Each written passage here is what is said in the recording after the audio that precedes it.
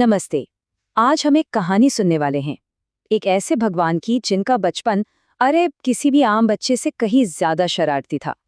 तो सोचिए जरा, क्या होगा अगर कोई भगवान एक छोटे बच्चे की तरह, एक टॉडलर की तरह बर्ताव करने लगे। चलिए इसी दिलचस्प सवाल के साथ कहानी में आगे बढ़ते हैं। एक ऐसी दुनिया की कल्पना करते हैं जहां भगवान होना और शरारती होना एक ही बात है।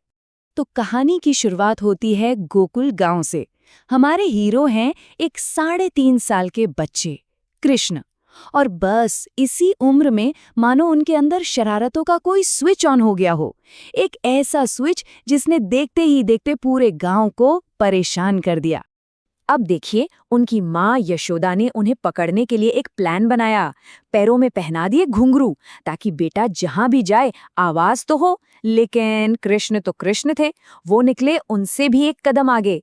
चुपके से जाते यमुना किनारे, घुंघरुओं में भर लेते रेत, और बस आवाज बंद। फिर तो पूरा दिन था अपनी शरारतों को अंजाम देने के लिए।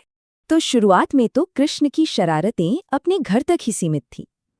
पर भाई, ये तो सिर्फ ट्रेलर था, पिक्चर तो अभी बाकी थी। उनका और उनके भाई बलराम का अपना ही एक प्लेग्राउंड था। क्या करते थे? कोई गाय आराम से बैठी है तो बस उसके सींग पकड़ के झूलना शुरू, और तब तक झूलते रहते जब तक वो बेचारी तंग आके खड़ी ना हो जाए। और फिर क्या, पकड़ ढीली पड़ती और वो सीधा गिरते गोबर के ढेर में। मतलब गाय भी अपना बदला ले ही लेती थी। और सोचिए जरा माँ यशोदा का हाल, जब वो अपने बेटे को बार बार गोबर में लिपटा हुआ देखती तो प्यार से तंग आकर कहती, मुझे तो लगता है कि तू पिछले जन्म में पक्का सुअर था। वो कितना भी नहला धुला कर तैयार करती, कृष्ण का फेवरेट गेम तो वही था। एक किस्सा तो और भी मजेदार है। एक दिन कृष्ण ने देखा कि एक नए जन्मे बछड़े के मुंह में उनसे ज्यादा दांत हैं। बस इतना देखना था कि वो जमीन पर लोट पोट कर रोने लगे कि ये तो मेरे साथ नाइंसाफी है। मैं 3.5 साल का हो गया और मेरे सिर्फ 4 दांत हैं। तब उनकी माँ ने उन्हें प्यार से मनाया कि बेटा दूध पिएगा तो दांत भी आ जाएंगे। अच्छा, एक और कहानी सुनिए। एक बार कृष्ण मक्खन चुराने के लिए स्टोर रूम में घुस गए। अब वहां एक खंबे पर लगी मणि में उन्हें अपनी ही परछाई दिखी, तो उसे देखकर धीरे से क्या कहते हैं, सुनो, चुपचाप मक्खन लेकर निकल चलते हैं, वरना मेरी माँ हम दोनों को पकड़ लेगी। तो अब तक तो मामला घर के अंदर था, लेकिन अब कृष्ण ने अपना ऑपरेशन पब्लिक कर दिया। उनकी शरारतें अब पूरे गोकुल गांव के लिए सिरदर्द बन गईं। और ये कोई ऐसी वैसी शरारतें नहीं थी, बाकायदा ऑर्गेनाइज्ड क्राइम था। उन्होंने अपने दोस्तों के साथ एक गैंग बनाया और उसका नाम क्या रखा पता है? बाल कृष्ण चोर प्रचार विभाग। मतलब नाम से ही समझ आ रहा है कि अब ये छोटे मोटे लेवल का काम नहीं रहा। इनका काम सिर्फ मक्खन और दही चुराना नहीं था। अगर किसी ने रोकने की कोशिश की तो उसके खाने में पानी डाल दिया या आटे में नमक फेंक दिया। और हद तो तब हो गई जब ये गैंग गांव के नए जन्मे बच्चों के पास जाकर उनका रिक्रूटमेंट करने लगा। उनके सर पर हाथ रखकर कहते थे, बस 1 साल इंतजार करो, फिर तुम भी हमारी टीम में होगे। सोचिए, फ्यूचर प्लानिंग भी चल रही थी। लेकिन उनकी सबसे बड़ी शरारत तो कुछ और ही थी। कृष्ण को रास्ते में जो भी साधु संत मिलते, वो सबको अपने घर का पता दे देते थे, ये कहकर कि माँ यशोदा ने 56 भोग बनाया है और वो इंतजार कर रही हैं। अब बेचारी यशोदा, उनके घर रोज के रोज करीब 200 बिन बुलाए मेहमान दावत के लिए पहुंच जाते थे। वो तो बस हैरान परेशान रह जाती थीं। तो अब पानी सिर से ऊपर जा चुका था। गांव की सारी औरतें इकट्ठी हुईं और पहुंच गईं यशोदा के पास।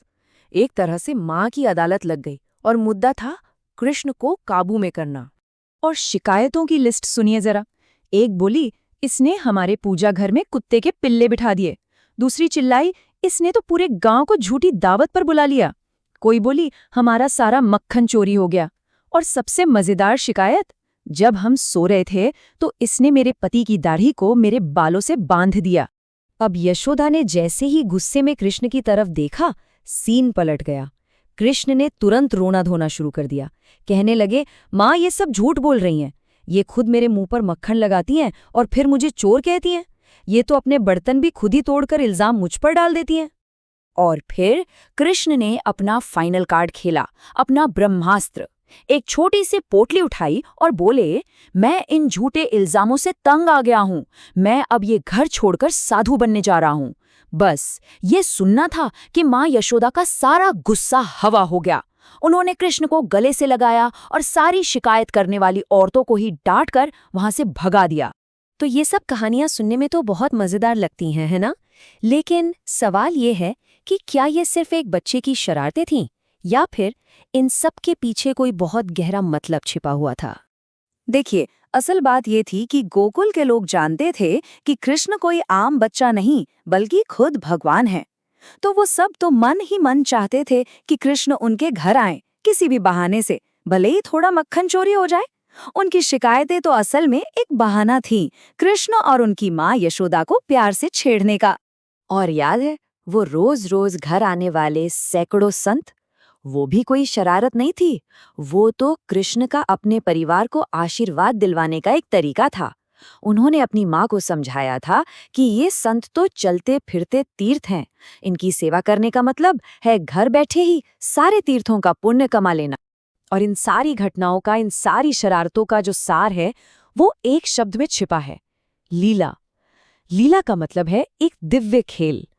ये कॉन्सेप्ट बताता है कि भगवान के काम भले ही हमें वो बच्चों जैसे खेल या शरारत लगे, असल में हम इंसानों के साथ एक प्यार भरा, एक गहरा रिश्ता बनाने का उनका अपना तरीका है। तो ये कहानी हमें एक बहुत जरूरी सवाल के साथ छोड़ जाती है। अगर भगवान से जुड़ाव हंसी मजाक और खेल कूद जैसी चीजों में मिल सकता है, तो हमारी अपनी जिंदगी में ऐसी और कौन सी छोटी छोटी साधारण सी चीजें हैं जहां हम उस दिव्यता को देखने से, उसे महसूस करने से चूक रहे हैं?